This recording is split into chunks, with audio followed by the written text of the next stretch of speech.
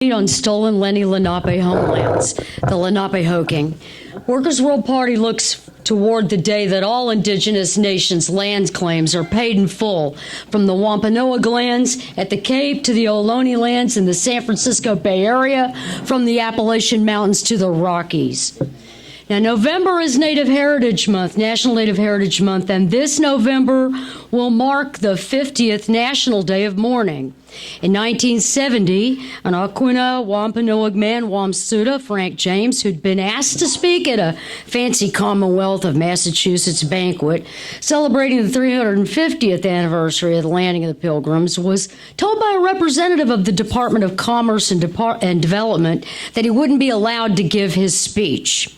Wamsuta had used one of their own history books as the basis for his talk, a pilgrim's account of their first year on Turtle Island.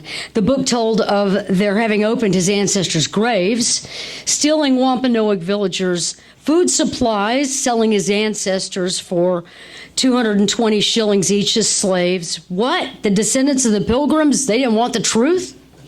Now, there's a reason that the U.S. has a national holiday for Plymouth and not for Jamestown Colony.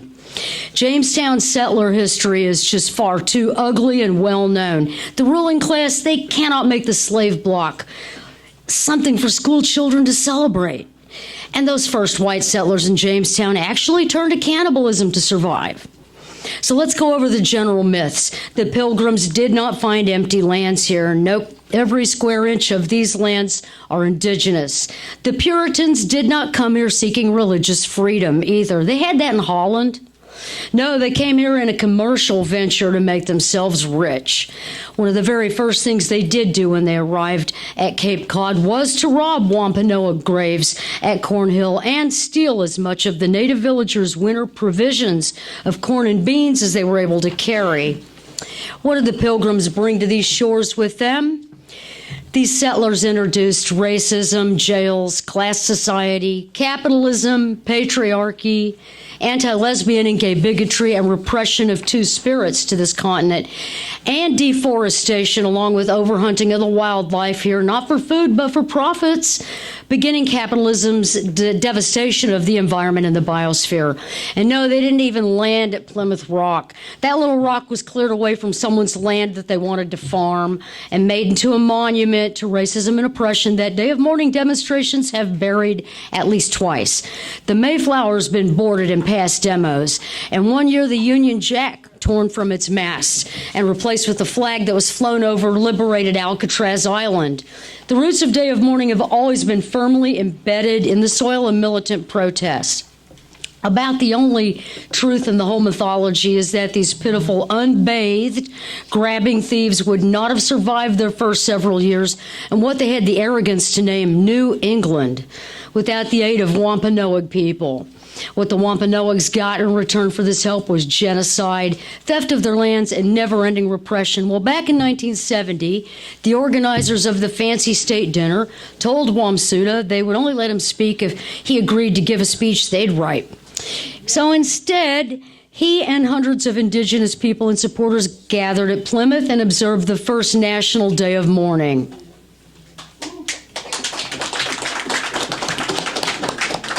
Now, only indigenous people spoke at Day of Mourning, and that is true to this day.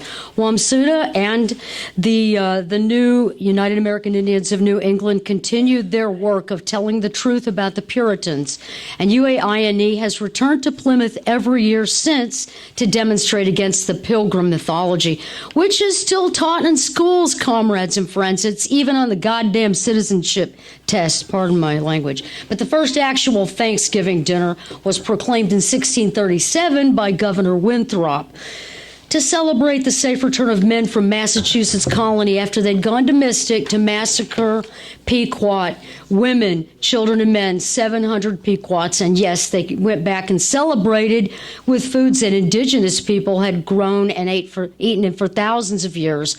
Those foods, familiar to you all today, as the traditional native harvest feast dishes that they've commodified for profits. These thieves never stop taking, do they?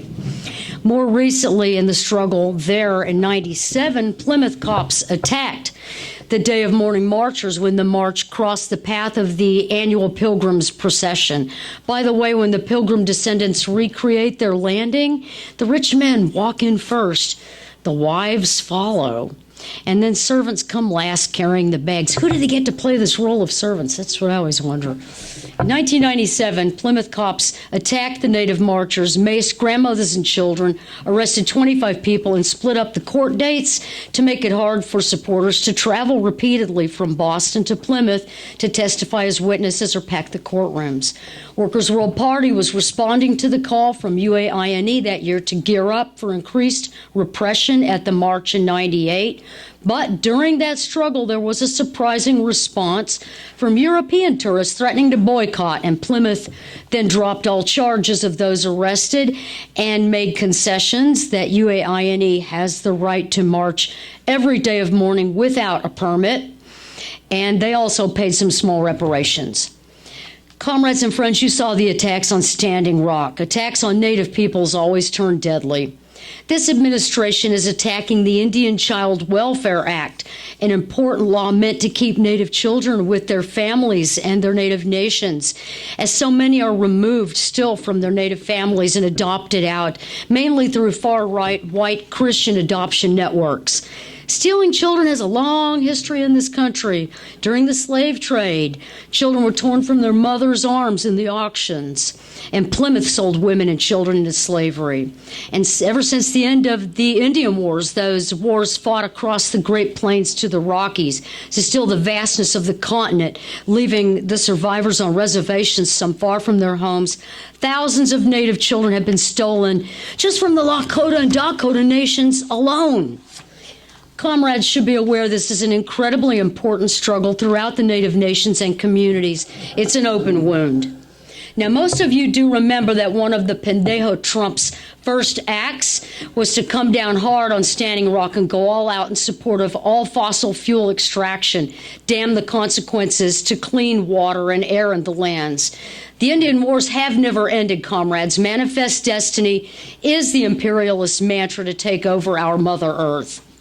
And then to continue their assaults on the lands, Trump's interior head Zinke led the attack on Bears Ears, which are sacred ancestral lands to Navajo, Hopi, Zuni, Ute, Mountain Ute, and Uinta and Ouray Ute nations, 5 nations who had united and won monument status for 1.3 million acres with unprecedented indigenous oversight. Trump stripped control from these Native nations over uranium, oil, and gas deposits and their own cultural heritage of the ancient ruins. Pueblo and ancestral ruins in that area are thousands of years old. There are also ancient and unique dinosaur remains of scientific interest, but this fight's not over yet. But at the time, Zinke and the right-wing descendants of the settlers in Utah rode ATVs roughshod through those fragile environments during a political rally to demonstrate their disregard for the lands and the waters, the people, and the fragile life in that environment. They want uranium mining to start up again. Now, when you mine uranium, you have, in effect, declared those lands a sacrifice zone. And this is not about energy. They want to make more nuclear bombs. After the U.S. bombed Japan, they mined 30 million tons of uranium on the Navajo Reservation in the Four Corners area of the Southwest. The Dene Nation still bears the brunt of mining radioactive uranium ore. There have long been clusters of birth defects and stillbirths in Dene children in the Shiprock, New Mexico mining area. National Institutes of Health reported in 1992 that over 320 different kinds of congenital conditions had been detected in Indian Health Service hospital records from Shiprock. University of New Mexico researchers even found uranium in the blood of Dene infants. Some 85% of Dene households are affected. The imperialists wanted to ditch those nuclear treaties. Hey, more treaties to break, by the way, right? And they supported Trump on this. The nuclear arms race began with the intention to make a first strike attack against the USSR. The U.S. has more than all the other countries combined. It surrounds the Korean Peninsula with nuclear bombs. You remember Trump said he wanted to use them. The military even uses leftover depleted uranium. The DU used by the U.S. military left parts of Iraq so poisoned that Iraqi women in Fallujah were warned to not get pregnant because they were having babies born without limbs. Our own comrades exposed that war crime in the 1990s and publicized it in the Iraq War Crimes Tribunal. Also, in consequence of the mighty struggles at Standing Rock against the Dakota Access Pipeline, which is now carrying oil threatening spills into the nation's largest supply of clean water, and the on-again struggle against the Keystone XL pipeline, there's been legislation meant to criminalize First Amendment rights to protest fossil fuel infrastructure. Also, North Dakota passed legislation to prevent Native people at Standing Rock, Fort Berthold, Spirit Lake, Turtle Mountain, and Lake Traverse reservations from voting by requiring ID with a street address. Most of the members of those Native nations have P.O. Box addresses, which is not uncommon in many rural areas in this country which lack residential postal delivery. Now, comrades, fighting ruling class lies means raising awareness that indigenous peoples are not dead and gone. We live amongst you despite smallpox, genocide, constant warfare from coast to coast. Indigenous peoples have a vast heritage, even if you consider only the native originated foodstuff like your pumpkins and the turkeys and the corn and the beans. Over half of the world's foods by species and tonnage are native to this hemisphere and were created and grown for thousands of years before the invasion. Native peoples are referred to when there's a hot struggle like Standing Rock, and even then it's a hard fight to get media coverage, but are forgotten in much of the progressive movement the rest of the time. Now, the struggles to save Mauna Kea and to stop the Keystone XL pipeline are ongoing, as is the fight to stop the attacks on the Indian Child Welfare Act. And every single struggle in this country connects back to genocide of Native nations. There are two long-running annual Indigenous events against the November holiday. This is the 50th National Day of Mourning at Plymouth, and this year also marks the 50th on Thanksgiving Indigenous Peoples Sunrise Ceremony at Alcatraz Island in the San Francisco Bay Area. Now, everyone here knows that U.S. history is all lies meant to erase indigenous nations and the millions of people who lived here for untold millennia before the invasion. That's why Workers' World Party joins UAINE every year for the National Day of Mourning at Plymouth, and I urge each of you to consider your plans for November 28th. This year, we have a few bus tickets left. This is the 400th year of the Pilgrim invasion.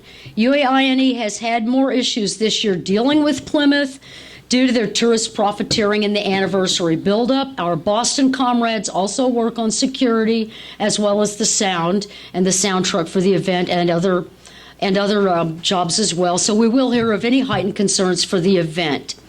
After the Day of Mourning rally, which is always at noon on Coles Hill, which overlooks the waterfront, there's a march around Little Plymouth.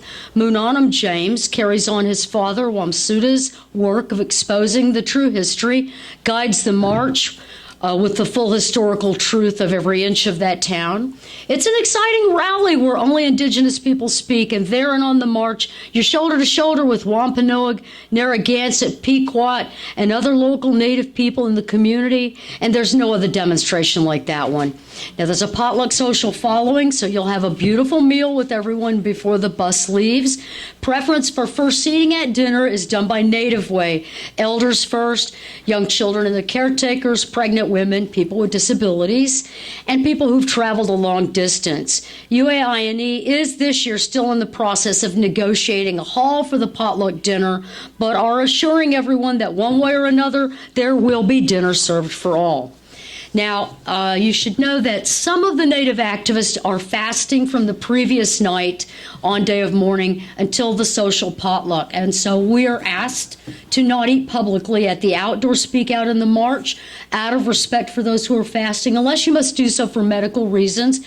But you can snack on the bus till you get there. Finally, dress for the weather. Some years you're going to want full-out winter garb. Some years maybe a rain suit. I'm thinking this year it might be the winter garb. Day of Mourning's not like any other demonstrations you attend in character or in the feeling of being there. It's a great day and a moving event. Please join us. Comrades, you'll learn a lot, make new friends, have a great time, and be able to educate your family and friends of the true history of these stolen lands. I want to urge each of you here listening in to consider going to the 50th Annual Day of Mourning. Get your bus ticket. Let's go out and show solidarity to the Wampanoags, Narragansett, Massachusetts, and Pequot, and the other Native peoples, and in solidarity with the supporters from Boston as well. And remember the words of Wamsuta, we're not vanishing, we're not conquered, we're strong as ever. End Native erasure. Water is life. Fight for Mother Earth. And Kathy's just passed me forward an update that they did finally get a hall for the potluck. Thank you.